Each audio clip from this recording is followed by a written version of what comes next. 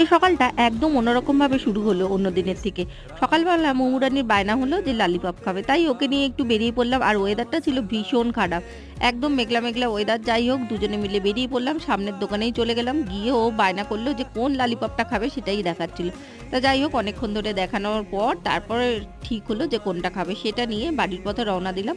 তারপর বাড়ি এসে মাথায় একটু হেয়ার প্যাক লাগিয়ে নিলাম। হেয়ার প্যাক লাগিয়ে রান্নার দিকে চলে গেলাম। আর রান্না করব আজকে ফুলকপি রোস্ট। তার জন্য ফুলকপিগুলোকে ভেজে নিয়েছি। আর এখানে চালমগজ, দই, পোস্ত, সর্ষে আর একটু টমেটো নিয়ে আর লঙ্কা দিয়ে ভালো করে পেস্ট করে নিয়েছি। এদিকে কড়াইতে তেল দিয়ে কালো জিরা আর আদা ফোড়ন দিয়ে পেস্টটাকে ঢেলে তার মধ্যে একটু জল দিলাম আর পরিমাণ মতো নুন, মিষ্টি, হলুদ আর একটু লঙ্কার গুঁড়ো দিয়ে ভালো করে নাড়াচাড়া করে একটু মটরশুঁটি দিয়ে দিলাম। মটরশুঁটিটা দিয়ে একটু নাড়াচাড়া করে ফুলকপি আর আলুটাকে দিয়ে ভালো করে নাড়াচাড়া করে কষানো হয়ে গেলে একটু ধনেপাতা দিয়ে নামিয়ে নিলাম। আর তৈরি হয়ে গেল আমাদের ফুলকপি রোস্ট। এইভাবেই কাটলো আজকে সকালের দিন।